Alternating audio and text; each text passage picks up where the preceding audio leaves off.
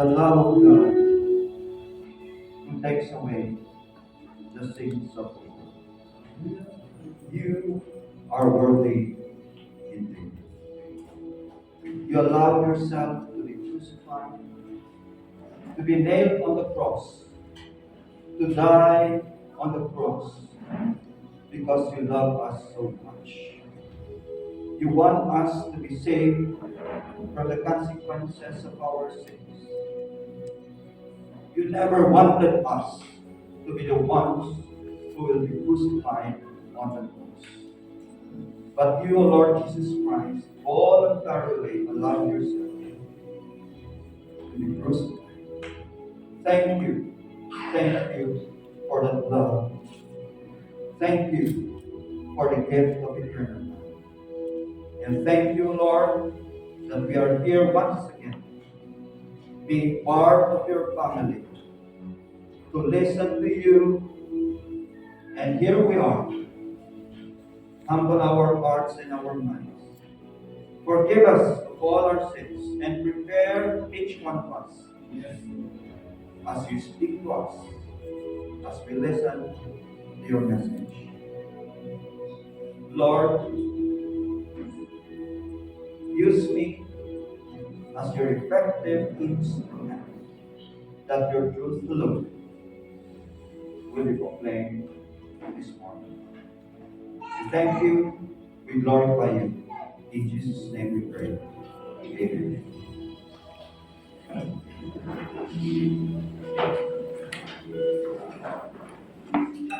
Last week po ay naumpisahan natin ang John chapter 17. At ang mga verses na na-share ay verses 1 to 5. Nakita natin sa mga verses na ito na ang ating Panginoong Hesus mismo ay nanalangin para sa kanyang sarili. Anak ng Diyos, nanalangin sa Diyos Ama. Nakita niyo yung kababaang loob ng ating Panginoong Hesus Kristo na kahit siya ay may kapangyarihan, kahit na siya ay napili para gawin yung dapat niyang gawin dito sa mundo, siya ay binigyan ng kapangyarihan, ngunit nandoon yung kanyang kababaang loob na manalangin. Tayo rin kaya. Andun po ba yung ating kababaang loob, yung ating humility, na tanggapin na maaring tayo nga ay pinili ng Diyos para sa isang misyon, ay kailangan pa rin natin manalangin sa Kanya. Yun ang pinakita ng ating Panginoong Jesus. At sa pagpapatuloy ng ating pagbasa at pag-aaral sa John chapter 17, tignan natin kung ano ang sumunod niyang pinanalangin. Ito ay makikita natin sa verses 6 to 19. So tignan natin sino ang pinanalangin ng ating Panginoong Jesus sa mga verses na ito. At ano ang kanyang panalangin para sa kanila. Sa verse 6, ito yung ating mababasa. I have manifested your name to the men whom you have given me out of the world. They were yours. You gave them to me, and they have kept your word. Sa verse 9, ito na naman ang ating mababasa. I do not pray for the world, but for those whom you have given me, for they are yours. And all mine are yours, and yours are mine, and I am glorified in them.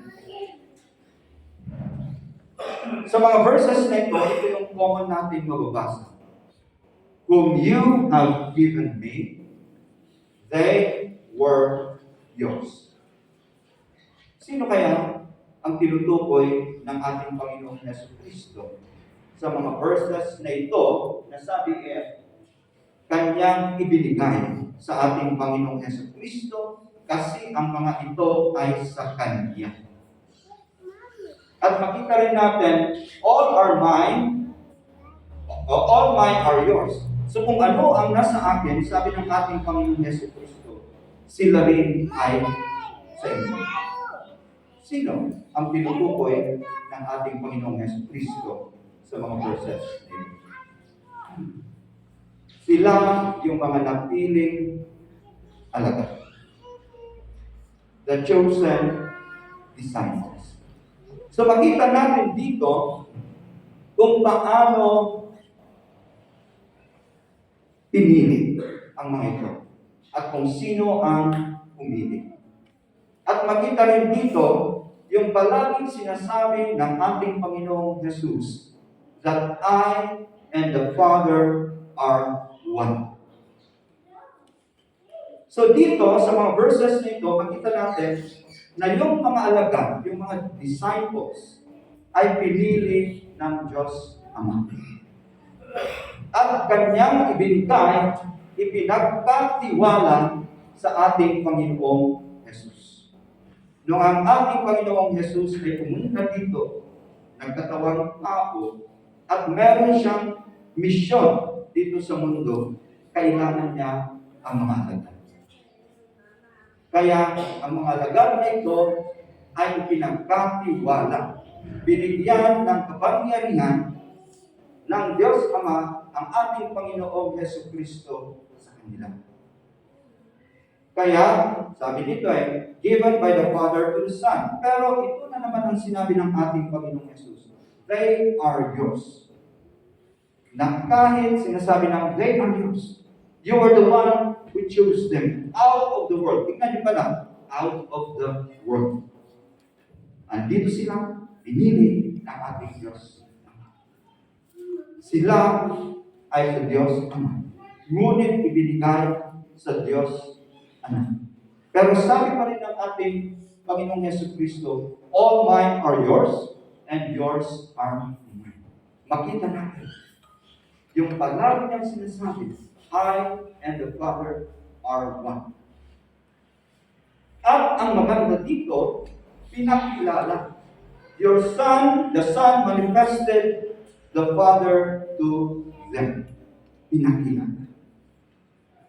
Sa kanyang mga itinuro, sa kanyang pamumuhay, pinakilala sa kanila kung sino ang Diyos. Sila, yung chosen disciples. Pag tignan natin sa mga verses na ito, na unang nasabi ng ating Panginoong Jesus sa John 15, iba naman. You did not choose me, but I chose you and appointed you. Kanina, sabi niya you gave this man to me. Ang Diyos Ama ang pumili. Ngayon dito, sinasabi na naman niya, I chose you. So kung ano ang gagawin ng Diyos Anak, kaya nga, isa sila.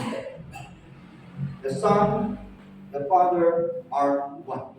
Hindi maaaring gagawa ng Diyos Ama, Diyos Anak, ng isang bagay na labag sa kalooban ng Diyos.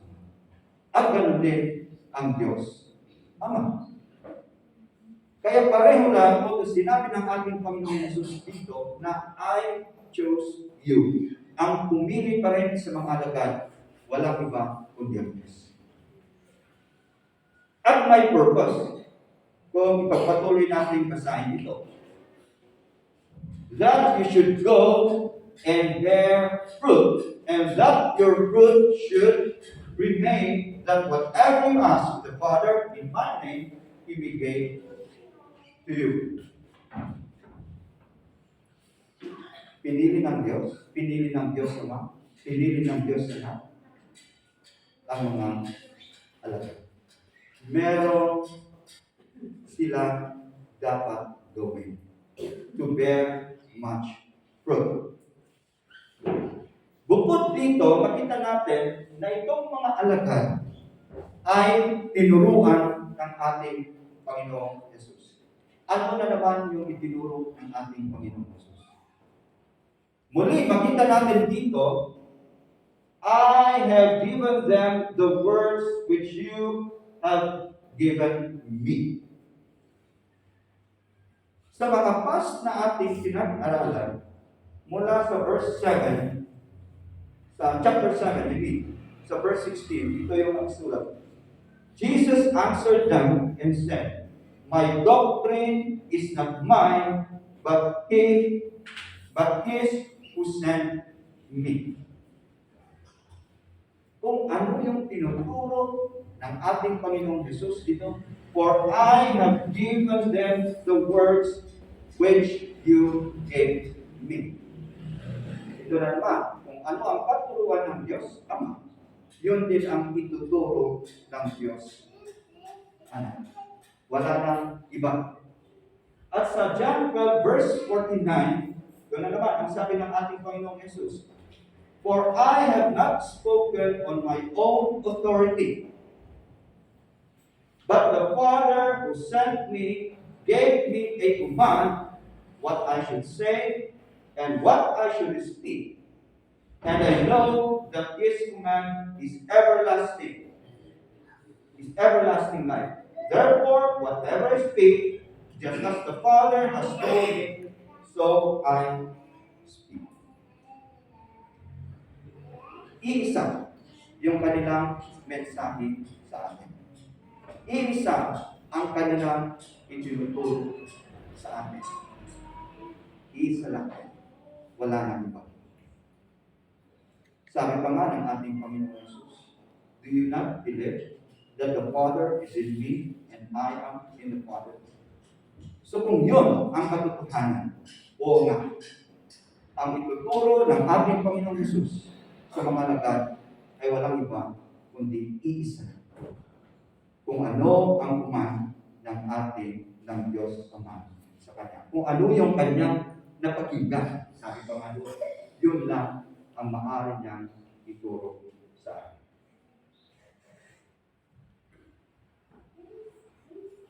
So ganun din tayo. Kung tayo man ay mag-share, ano ang ating ituturo? Yung ating sariling idea o yung ating narinig sa ating Panginoon Jesus Cristo. Dapat yun lang ang ating ituro. Kung tayo man ay binigyan ng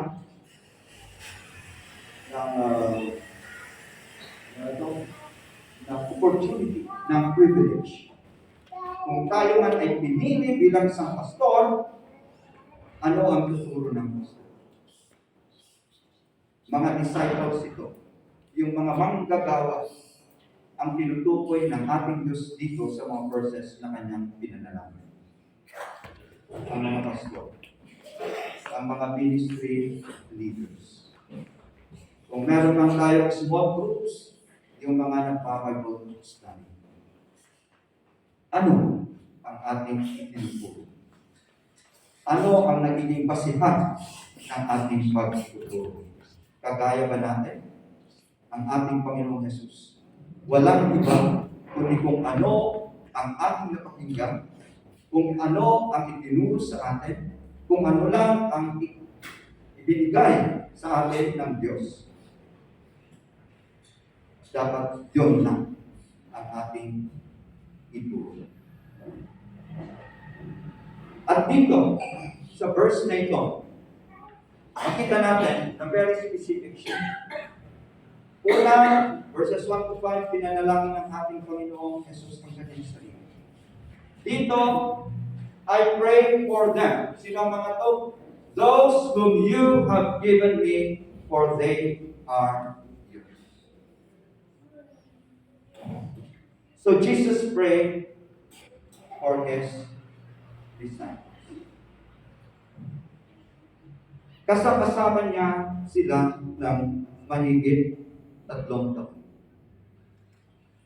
At sa mga oras na yun, ilang minutos lang siguro o ilang oras na lang, ang ating Panginoong Jesus ay bubulihin. Kaya, pinag-pray niya dahil sabi niya dito, I am no longer in the world. Parang tapos na, no? Kasi alam niya kung ano ang mangyayari. Hindi pa naman siya pinuhuli. Andito pa naman siya sa mundo. Pero yung kanyang prayer, sinasabi niya, nagawa ko na. Tapos na yung aking mission dito sa lupa. Kaya sinabi niya, I am no longer in the world. Pero itong mga alagad na inyong pinili at pinagkatiwala mo sa akin, andito pa rin sila. Maiiwan pa rin sila. Kaya ako ay nananalangin para sa kanila. Nakita niyo yung puso ng ating Panginoong Jesucristo. Totoo, yung kanyang pangako.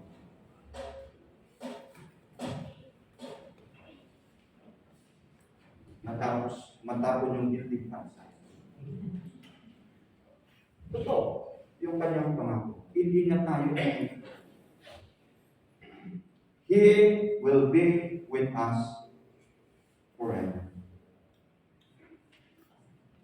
At dahil yun ang kanyang puso, makita natin na nanalangin pa siya para sa mga alam. At ano yung kanyang pinanalangin para sa kanila? Holy Father, keep through your name those you have given me, that they may be one as we are. Ingatan mo sila. Siguraduhin mo na hindi sila magwatak-watak. Keep them together, keep them united as we are united. So ang ating Diyos Ama, ang ating Diyos Anak, isa. United sila. At yun din ang gusto ng ating Panginoong Jesus. Na yung kanyang alagad, yung kanyang servants, yung napili na magsisilbi sa kanya, ang panalangin niya, sila ay magkaisa. He prayed for their unity. Isipin natin, tignan natin. Paano kaya kung kaming 3 na mga pastors sa ating congregation ay walang pagkakaisa? Ano kaya ang mangyayari?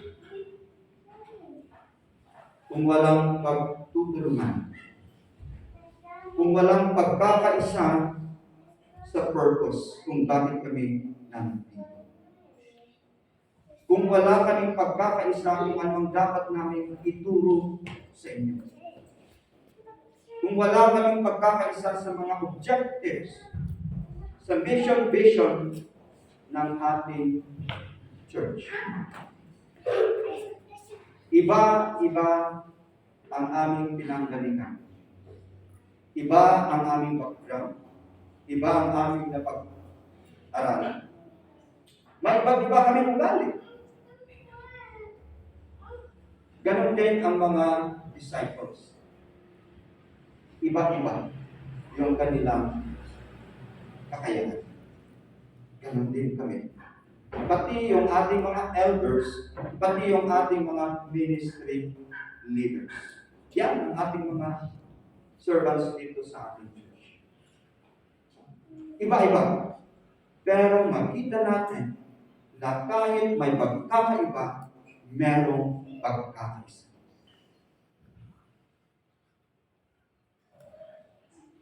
Kailangan magkaisa. Kaya sa aming pagtuturo, nandoon yung aming pag-aaral na tatlo. Sa mga decision na gagawin para sa church na ito, pinag-uusapan niya ng mga elders. Kasi kung kanya-kanya kami, anong mangyayari sa atin? At yun din ang gusto ng ating Panginoong Hesus sa mga alagad na maiiwan, na kailangan nandoon yung kanilang samahan at nandoon yung kanilang pagkakaisa. Pero ito ay magagawa lang natin kung gagawin natin itong sinabi ng ating Panginoong Hesus bago itong pangyayari. Nauna niya sinabi, "A new command I gave to you, that you love one another. As I have loved you, that you also love one another. By this, all will know that you are my disciples, if you have love for one another." Ang foundation pa rin ng samahan, yung pagkakaisa ng mga alagad, ng mga servants, ay gawin ito. Pagmamahal. Kasi kung may pagmamahal, may respeto. Kung may pagmamahal, gusto mo makipag-cooperate, may understanding. Gusto mong makiisa sa layunin ng church na ito. At yun, ang unang pinanalangin ng ating Panginoon para sa mga alagad. At yun din, naniniwala ko, ang panalangin ng ating Diyos para sa mga alagad sa ating kongregasyon at sa buong katawan ng ating Panginoong Yesus Cristo. Sa verse 12 hanggang sa 15, yung ating makikita. "While I was with them in the world, I kept them in your name. Those whom you gave me, doon na naman, I have kept. None of them is lost, except the son of perdition, that the scripture may be fulfilled." Sinabi ng ating Panginoong Yesus dito na, habang kasama ko sila, iningatan ko sila, at walang nawala, maliban sa son of perdition, yung anak ng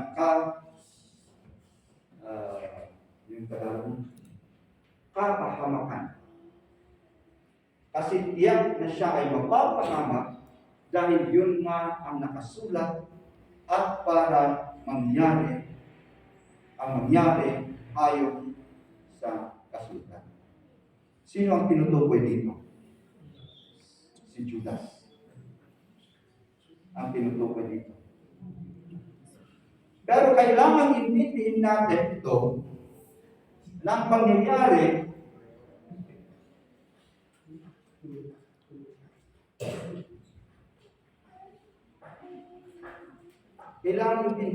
dito na pinili nga si Judas bilang isa sa mga 12 apostles. Pero kilala ng ating Diyos kung sino siya simula sa buhay. Na alam niya na si Judas ay andyan physically, pero walang pananampalataya. Kaya siya ay ginamit ng kaaway. Kaya siya ay nawala at ginawa niya yung ginawa niya upang mangyari yung nasa kasulatan. Wala siyang totoong relasyon sa Diyos. Wala siyang totoong pananampalataya sa Diyos. Kagaya ng sinabi ng ating Panginoong Yesus dito sa John 6, verse 64. "But there are some of you who do not believe, for Jesus knew from the beginning who they were who did not believe and who would betray Him." Alam ng ating Panginoong Jesus. Kung sino. At yun po ang prayer natin sa bawat isa. Na walang mawawala. Dahil totoo ang kanyang pananampalataya. Kung hindi po tayo totoong surrender, kung wala po tayo totoong pananampalataya sa ating Diyos, mawawala tayo. I have given them your word, and the world has hated them, because they are not of the world, just as I am not of the world. So, tinuruan ng ating Panginoong Jesucristo yung kanyang mga alagad, yung kanyang mga disciples. At dahil nalaman nila ang katotohanan, hindi na nila isinasabuhay yung sistema ng mundo. Ibang-iba na sila. At dahil ibang-iba na sila, makita natin na sila ay pinapuutang ng sanlibutan. Kontra. Sabi nila, kontra-bida kayo. Dahil iba na yung kanilang pamumuhay. So, totoo. Yung salita ng ating Diyos, know the truth, and the truth will set you free. Maraming kontra sa atin.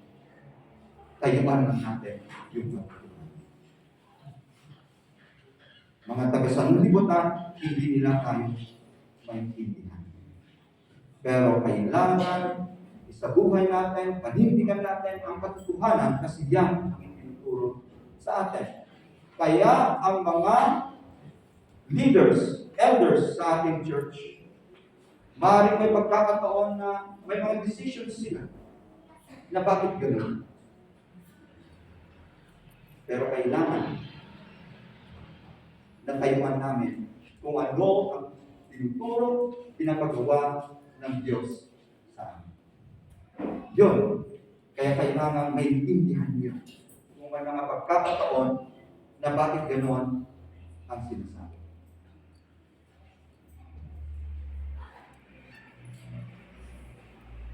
Dito sa ito pa. So makita natin na dahil hindi tayo taga-mundo, di ba? Hindi tayo taga-mundo. Tayo ay mga citizens ng langit.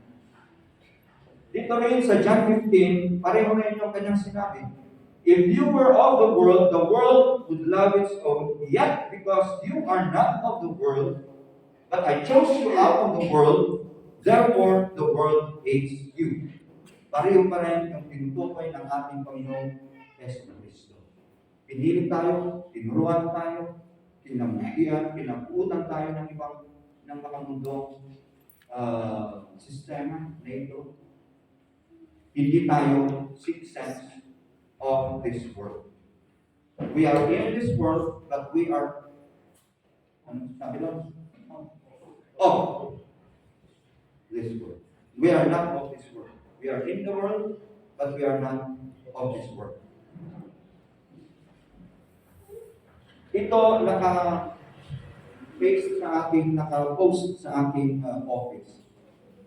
Reminder palagi sa akin that a committed and true Christian is in conflict with the society around him more than anyone. Habang nalalaman natin ang katotohanan at kung talagang tatayuan natin ang katotohanan, marami tayong pupunain na nangyayari sa ating paligid. Na makikita natin mga pangyayaring kontra, in conflict sa katotohanan na sinasabi ng ating Diyos. Kung noon, tinatanggap ko kung sakali na pwedeng may padulas. Sistema ng mundo. May mga pabor dahil kaibigan, sistema ng mundo. Kaya yan ay isa sa mga conflicts na dapat natin gawin na huwag natin compromise kung ano ang Kaya dito, makita natin na ang pinanalangin ng ating Panginoong Yesus para sa kanila ay para sa kanilang protection laban sa masama, sa kasamaan. Dahil alam niya na ang mga disciples na maiiwan dito, sila ay ipopersecute ng ibang tao. That the world will hate them. Kaya pinag-pray niya, protect them from the evil one. Tayo rin dito, ang ating mga elders, hindi nila kayang gawin yung nararapat nilang gawin kung walang protection. Dapat po kami. Kasi alam namin na hindi namin kaya. Baka papalikuran namin. O kaya manghihina kami. Pero alam namin na andyan ang protection ng Diyos. At kailangan andyan ang kanyang paggabay sa amin para gawin namin yung nararapat namin gawin. And then sa verses 17 to 19, ito yung ating mababasa. Sanctify them by your truth. Your word is truth. Sanctify them. Set them apart and make them and transform them for your purpose. So sila ay pinili, sabi nga natin kanina, di ba? Pinili para gawin yung pinapagawa ng Diyos sa kanila.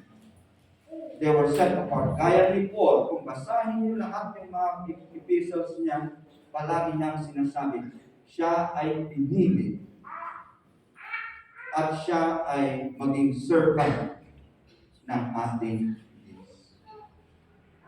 Set apart. Pero dapat nandoon yung transformation sa pamamagitan ng katotohanan. Your word is truth. Kaya pag titingnan natin yung ating mission, glorifying God through transformed lives and discipleship. The only way na mangyari ito, transformed life, sa pamamagitan ng salita ng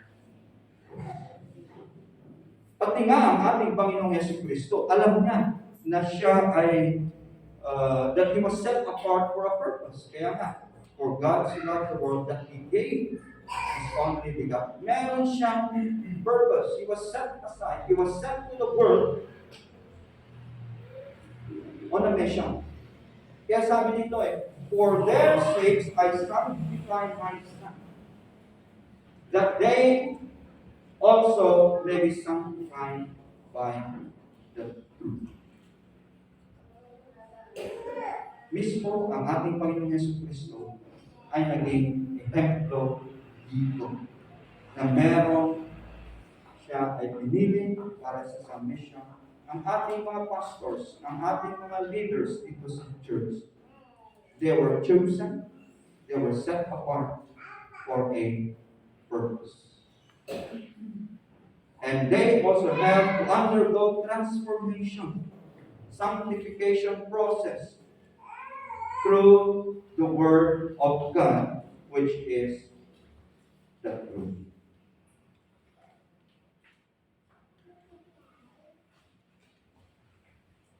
Tapos na ba yung panalangin ng ating Panginoong Jesucristo para sa kanyang mga alagad? Dahil pinanalangin na niya. Pagbabasahin natin dito sa Romans 8:34, it is Christ who died and furthermore is also risen. So alam natin, He died but He rose from the dead. And He is now seated at the right hand of God. Hindi lang yun. He also makes intercession for us. Hindi po nagtapos doon yung pananalangin ng ating Panginoong Jesucristo para sa kanyang mga disciples. para sa kanyang halaga, para sa kanyang napili bilang kanyang mga servants. Siya pa rin ay nag-intercede para sa atin. Yun din ang sinasabi sa Hebrews chapter 7 verses 24 to 25. But he, because he continues forever, has an unchangeable priesthood. Diba yung mga pari noon na nag-aalay?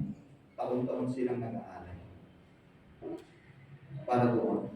Pero eventually, hindi rin sila nanatili doon kasi may time na sila ay mamamatay. So, hindi na nanatili yung kanilang, yung kanyang pagsisilbi bilang mga pari. Pero iba ang ating Panginoon sa Kristo.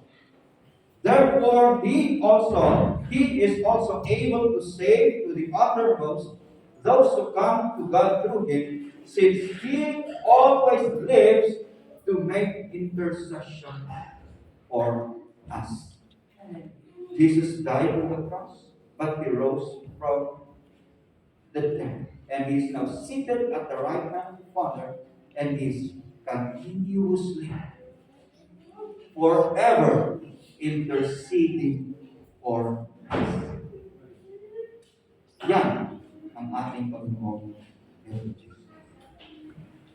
So sa mga talatang ito, makita natin yung puso ng ating Panginoon Jesus. Paalis na siya, babalik na siya sa Diyos. At alam niya na yung kanyang pinina, yung kanyang mga alagad, sila ay mananatili dito. Na maaaring dahil sa pagkabago ng ating Panginoon sa cross, siya ay inibig. Maaaring sila ay manghihina at sabihin nila, ay wala na tayong gagawin. Kaya nga, bumalik yung mga iba, nag-fishing na lang. Pero at alam ng ating Panginoon Jesus, I have to pray that they remain together and that they have to be united. Alam ko na sila ay pagpuputang ng mundo ito, that the world will hate them. I have to pray for their protection. Because the enemy will be targeting them. I have to pray for their protection. At gusto ko rin na sa kanilang pagsisilbi, having been set aside, na tuloy-tuloy yung kanilang transformation. I am praying for their sanctification. Ganun din, mga kapatid. Yan ang ginagawa ng ating Panginoon. Hanggang ngayon, para sa mga pastors natin, sa mga elders natin, sa mga ministry leaders natin.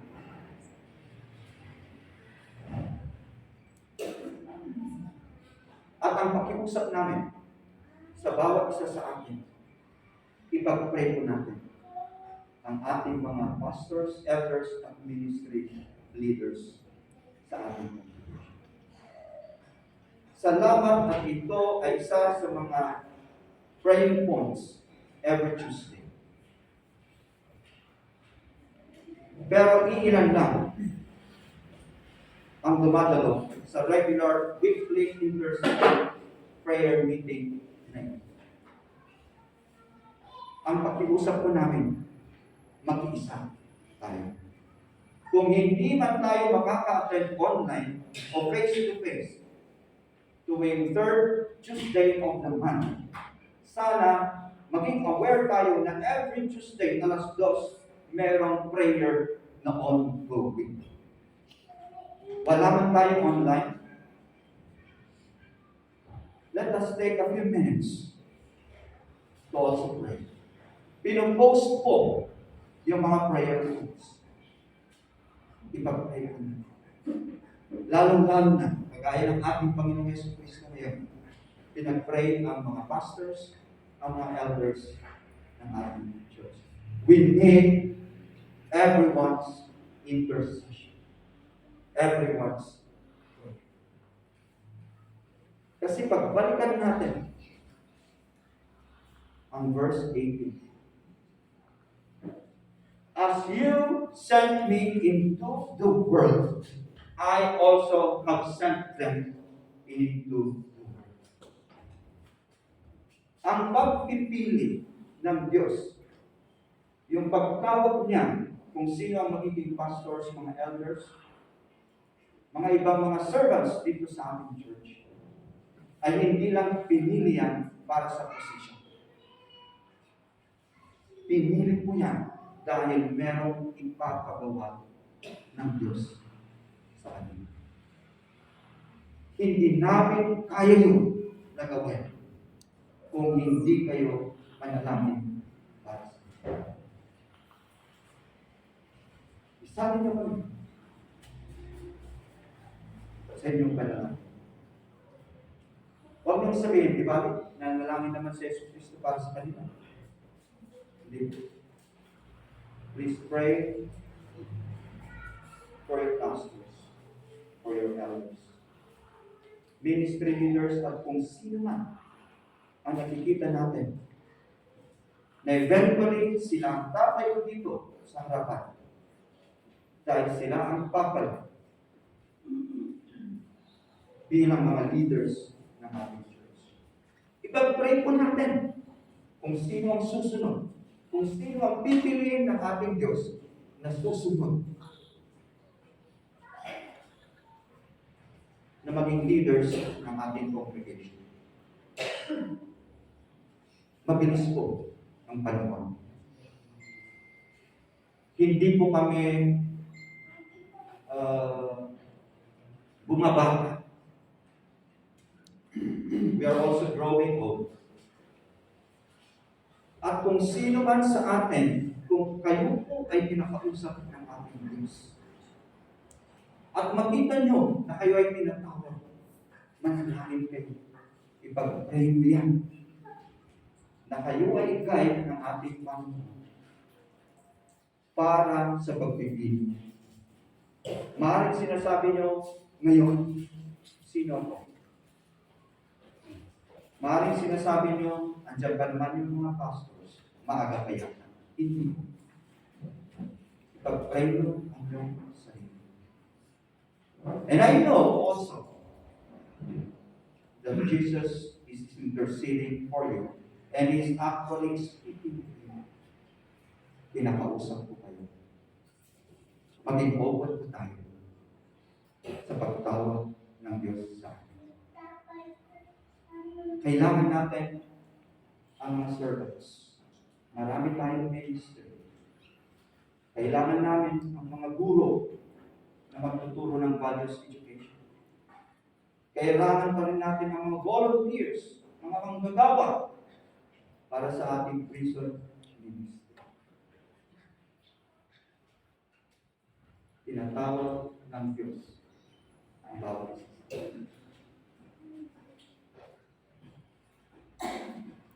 Pag-pray ko na ang ating sarili, kagaya ng ginawa ng ating Diyos. Tayo na.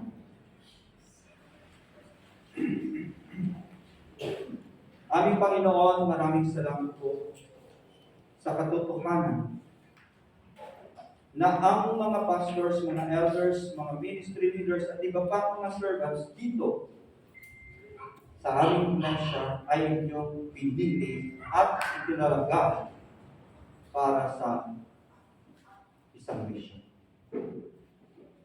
Salamat po dahil hindi mo lang kami pinili, kundi andiyan ka, aming Panginoon Yesu Cristo, na nagpapatuloy na nanalangin para sa amin. Ang bilis po ng paglipas ng panahon ng taon. Darating ang araw